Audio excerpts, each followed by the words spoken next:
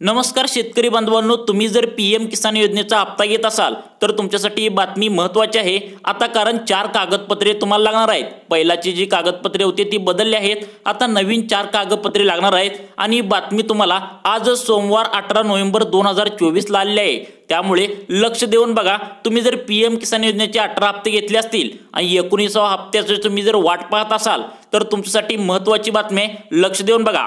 बघू शकता तुम्ही आता महाराष्ट्र शासन कृषी विभाग प्रसिद्धी पत्रक सोमवार दिनांक 18 नोव्हेंबर 2024 प्रधानमंत्री किसान सन्मान निधी योजना म्हणजे पीएम किसान योजना आता स्वयं नोंदणीकृत लाभार्थी अर्जाची कार्यपद्धती बघा। ही सगळ्यात मोठी अपडेट आलेली आहे।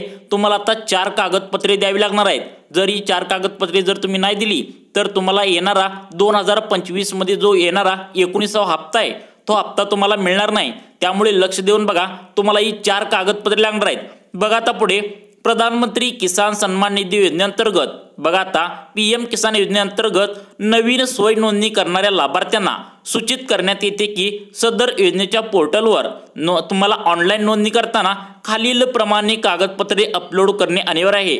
बघा आता तुम्हाला मी कागदपत्रे सांगणार आहे, ती कागदपत्रे तुम्हाला 4 कागदपत्रे तुम्हाला तिथं अपलोड करायची आहेत आहे अशी। जर तुम्ही 4 कागदपत्रे जर नाही केली तर तुम्हाला येणारा 2025 चा 19वा हप्ता मिळणार नाही। त्यामुळे 4 कागदपत्रे कोणती आहेत लक्ष देऊन बघा, मी तुम्हाला प्रत्येकी सर्व सांगणार आहे। बघा आता आणि सर्वात महत्त्वाचं म्हणजे लक्षात ठेवा, ही सर्व कागदपत्रे तुम्हाला 200 KB फाईल मर्यादित अपलोड करावी। म्हणजे तुम्हाला जास्त HD चालणार नाही। जास्त जर HD जर जे काय लाभार्थी आहेत जास्त प्रमाणात HD कागदपत्रे तिथं देत आहेत, म्हणजे कलर प्रिंट असलेली कागदपत्रे तर तिथं चालणार नाहीत। तुमचे साधी कागदपत्रे ते का असेल चालणार ते सांगितले तर तशी अट घातलेली आहे 200 KB। ही फाईल तुमची काय व्हायला आहे, जे लाभार्थी शेतकरी आहेत ती जे आहेत की त्यांनी जी फाईल अपलोड करतात, जी कागदपत्र अपलोड करतात ते रिटर्न त्यांना त्यांचा जे फॉर्म आहे ते कॅन्सल होऊन यायला आहे। त्यामुळे अशी अट घातली आहे की बाबा 200 KB फाईल मर्यादित अपलोड करावी असं त्यांनी सांगितलंय। मग बघा तुम्हाला 4 कागदपत्रे कोणती लागणार आहेत। बघा त्यातलं पहिलं मागील महिन्यातील डिजिटल तलाठी सहीचा 7/12 उतारा। बघा मागील महिन्याचा तुम्हाला तलाठी जी काही सहीचा असलेला तलाठीने सही केलेला 7/12 उतारा, म्हणजे काय झालंय काहींची पीएम किसान योजनेच्या माध्यमातून फसवणूक चालली आहे असं सरकारच्या लक्षात आल्यानंतर सरकारने हे अशी अट घातल्या, कागदपत्रामध्ये थोडासा बदल केलाय। ही कागदपत्र समजून घ्या, नाहीतर तुम्हाला येणारा 19वा हप्ता मिळणार नाही। बघा आता दुसरं जे आहे ते म्हणजे जमीन नोंदीचा फेरफार। तुमच्या जमीन नोंदीचा जो फेरफार आहे तो म्हणजे लाभार्थ्याच्या नावे जमीन धारणा म्हणजे जे काय असेल ते 1/2/2019 पूर्वीची असणे आवश्यक आहे।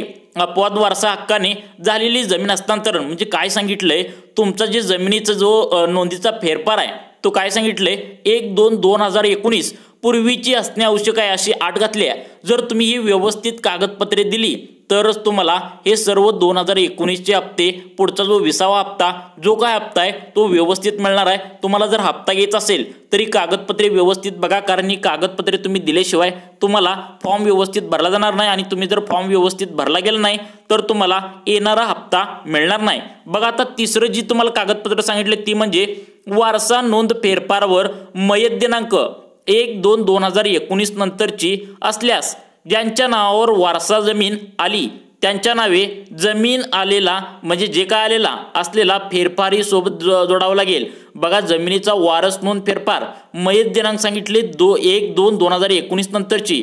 बघा ही काय सांगितले सगळ्यात महत्त्वाची अट आणि तुम्हाला कागदपत्र सांगितले, ही जर कागदपत्र तुम्ही नाही दिलं तर तुम्हाला येणारा हप्ता मिळणार नाही। त्यामुळं हे कागदपत्र लक्षात ठेवा।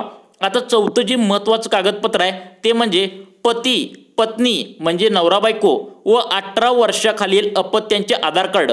म्हणजे तुमच्या घरातील जर तुमची मुले लहान असतील, 18 वर्षाच्या खालची जर तुमची मुले असतील तर त्यांचे आधार कार्ड सर्व एकाच पानावर स्कॅन करावी। तुम्हाला काय करायला लागणार आहे, एकच पान घ्यायचं आहे वहीचं आणि त्याच्यावर स्कॅन करावे। मग तुम्हाला जर येत नसेल तर तुम्ही काय करायचं आहे, तुमच्या घराच्या आसपास शेजारी जर शिकले सवरलेली कोण असतील तर त्यांना सोबत घ्यायचं आहे आणि काय करायचं आहे, पती पत्नी व 18 वर्षाखालील अपत्यांचे आधार कार्ड म्हणजे यांचं 18 वर्षाच्या खाली तुमच्या मुलांचं आधार कार्ड घ्यायचं आहे, तुमच्या पत्नीचं आधार कार्ड घ्यायचं आहे, यांचं आधार कार्ड घेऊन काय करायचं आहे एका पानावर तुम्हाला स्कॅन करायचं आहे। हे स्कॅन केल्यानंतर वरील सर्व ऑनलाईन अपलोड केलेली कागदपत्रे म्हणजे तुम्हाला जी कागदपत्रे सांगितले ती लक्षात ठेवा. तुम्हाला परत एकदा कागदपत्रे सगळी सांगतो बघा. आता सांगितले तुम्हाला मागील 3 महिन्याचा डिजिटल तलाठीचा सही असलेला 7/12 उतारा तुम्हाला घ्यायचा आहे. त्यानंतरचं कागदपत्र कुठलं आहे, जमीन नोंदीचा फेरफार हे असलेला ते सांगितले काय बघा, लाभार्थीच्या नावे जमीन धारणा 1/2/2019 पूर्वीची असणे आवश्यक आहे. म्हणजे ही तुम्हाला ही लाभार्थीचा जो नोंदीचा फेरफार आहे तो तुम्हाला 1/2/2019चा पूर्वीचा असणे हे कागदपत्र तुम्हाला असणं आवश्यक आहे. दुसरं आणि तिसरं जे कागदपत्र आहे ते म्हणजे वारस नोंद फेरफार म्हणजे फेरफारवर मयत दिनांक 1/2/2019 नंतरची असल्यास म्हणजे काय सांगितले तुम्हाला हे फेरफारावर जे काय असेल ते मयत कोण झाला असेल म्हणजे जे शेतकरी मयत झाले असतील त्यांच्या वडिलांच्या नावावर जमीन असेल मग त्यांचं काय सांगितलं 1/2/2019 नंतरचं तुम्हाला ते फेरफार करायला सांगितले. वारसा म्हणजे ज्याच्या नावावर वारसा होता म्हणजे काय वडील जे असतात मयत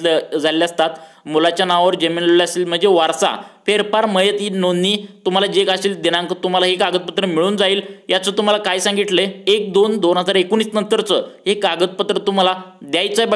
बघा आता चौथं जे महत्त्वाचं आहे तुम्हाला डबल सांगतो.